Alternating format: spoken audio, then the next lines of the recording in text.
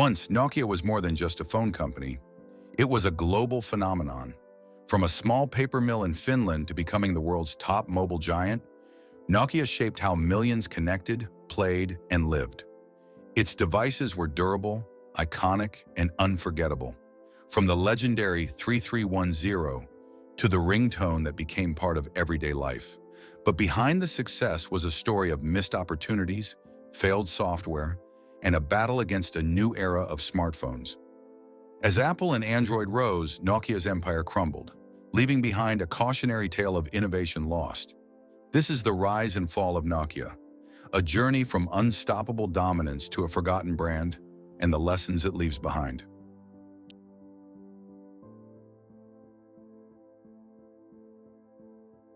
The story of Nokia doesn't begin with cell phones or even electronics. It starts in 1865 with a small paper mill on the banks of a river in Finland. At the time, nobody could have imagined that this humble business would one day dominate the global mobile phone market. For decades, Nokia experimented and expanded, moving from rubber boots to cables, from tires to televisions. Each shift pulled the company closer to technology and communications. By the mid-20th century, Nokia had grown into a multi-industry giant, laying the foundation for its entry into electronics. What made Nokia different was its ability to evolve, constantly searching for the next opportunity. The same restless drive that took it from paper to power would eventually lead it into mobile phones, a decision that would change not only the company's future, but the way the entire world stayed connected.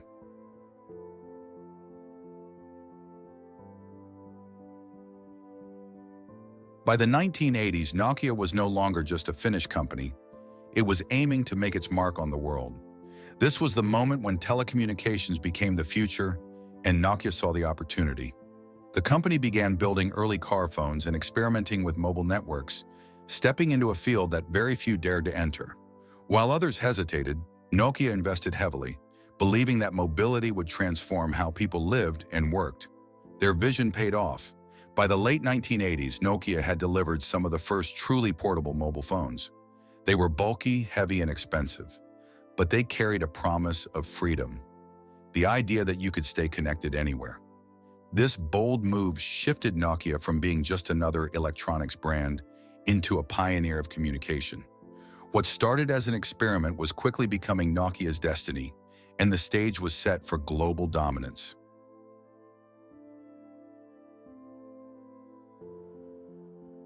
The 1990s were the decade when Nokia exploded onto the global stage. As mobile phones shrank in size and became more affordable, Nokia led the charge with sleek designs and unmatched reliability. While competitors scrambled to catch up, Nokia focused on making phones that were simple, durable, and stylish. Models like the Nokia 1011 and later the 2100 became instant hits, bringing mobile communication to everyday people, not just businessmen. The timing was perfect.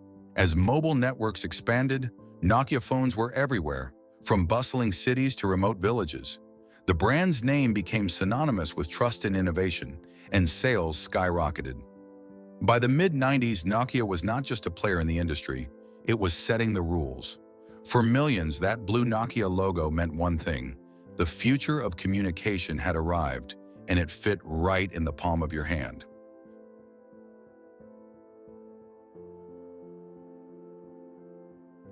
If one phone could define an entire generation, it was the Nokia 3310. Released in 2000, this little device became more than just a phone. It was a cultural icon. Known for its near indestructible build, legendary battery life, and the addictive game Snake, the 3310 captured the hearts of millions. Teenagers decorated it with colorful faceplates, while adults relied on it as a trustworthy companion that simply never failed. Unlike the fragile devices of today, the 3310 earned a reputation for surviving drops, scratches, even water. It wasn't just a tool, it became part of everyday life, a symbol of Nokia's promise to make technology reliable and fun. The 3310 sold over 100 million units, cementing Nokia's dominance. For many, their very first text message or call was made on this phone. It was more than a device. It was a piece of history in their pocket.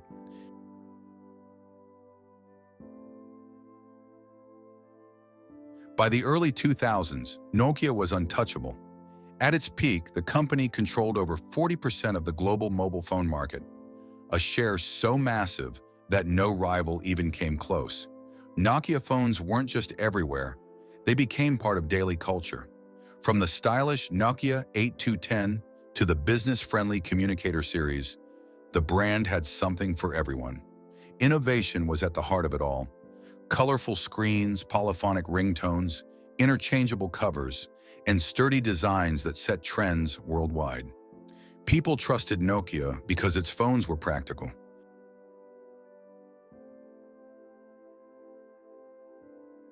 As the mid-2000s approached, a storm was brewing in the mobile world. Apple unveiled the iPhone in 2007, and soon after, Google introduced Android. These weren't just phones. They were pocket-sized computers with touchscreens, apps, and internet integration that changed how people use technology. Nokia, still clinging to its dominance, underestimated the shift. The company believed that strong hardware alone would keep it on top, while Apple and Android focused on software ecosystems that kept users hooked. Consumers no longer wanted just durable phones. They wanted experiences, sleek designs, and endless apps. While competitors moved fast, Nokia hesitated, relying on its aging Symbian system. The smartphone revolution wasn't just a new chapter, it was a tidal wave, and Nokia wasn't ready. For the first time in years, the giant began to stumble, and the cracks in its empire became impossible to ignore.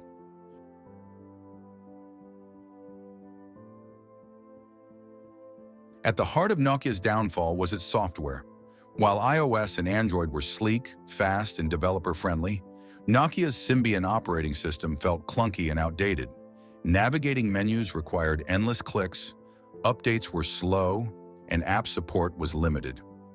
Developers flocked to iOS and Android, leaving Symbian behind with fewer choices and poor user experiences. Nokia tried to patch the system, but it was like putting tape on a sinking ship. Consumers quickly noticed the gap. Why stick with Symbian when other platforms offered touchscreens, smooth apps, and an ecosystem that felt alive? Even loyal fans began drifting away. Inside Nokia, debates raged about whether to improve Symbian or start fresh. But by the time decisions were made, the competition had already pulled far ahead.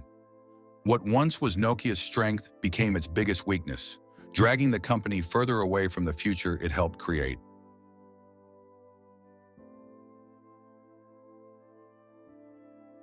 By 2011, Nokia knew it couldn't survive on Symbian alone. In a bold move, the company partnered with Microsoft to adopt the Windows Phone operating system. The Lumia series was born, featuring bright colors, smooth designs, and an interface that looked fresh compared to other smartphones. At first, the partnership seemed promising. Reviewers praised the hardware and the unique tile-based software. But beneath the surface, problems remained. Windows Phone lacked the massive app libraries that iOS and Android offered, leaving users frustrated. Developers were reluctant to invest in a system with such a small market share. While Apple and Samsung battled for the top, Nokia's Lumia phones struggled to attract enough buyers. The Microsoft alliance, meant to be a lifeline, became a last attempt to stay relevant. Instead of saving Nokia, it revealed just how far the once mighty giant had fallen behind in the smartphone race.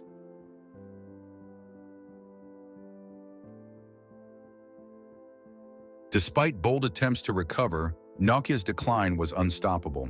By the mid-2000s, Apple and Samsung had captured the hearts and wallets of global consumers, while Nokia's market share shrank at a shocking pace. The once dominant leader was no longer seen as innovative, but outdated. In 2014, the unthinkable happened.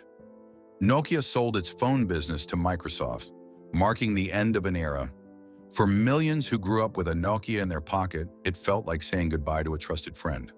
The brand that had once defined mobile communication was now a shadow of itself, struggling to stay relevant in a world it helped create. Nokia went from being the king of mobile phones to a cautionary tale of what happens when innovation stalls. The fall of Nokia wasn't sudden. It was the slow fading of a giant unable to adapt.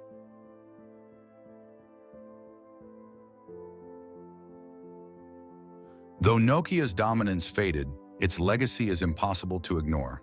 For decades, it connected the world, bringing affordable, reliable phones to millions. Its ringtone became a cultural soundtrack, and its devices are still remembered with nostalgia and respect. Today, Nokia survives in a different form, focusing on network technology and licensing. But the brand's story remains a powerful lesson. It shows that no matter how strong a company is, failing to adapt to change can erase even the greatest empires. Nokia reminds us that innovation never stops, and those who hesitate risk being left behind. For younger generations, its story is both a warning and an inspiration. Greatness can vanish overnight, but the impact of true visionaries lasts forever. The rise and fall of Nokia isn't just history, it's a blueprint of how quickly the future can change.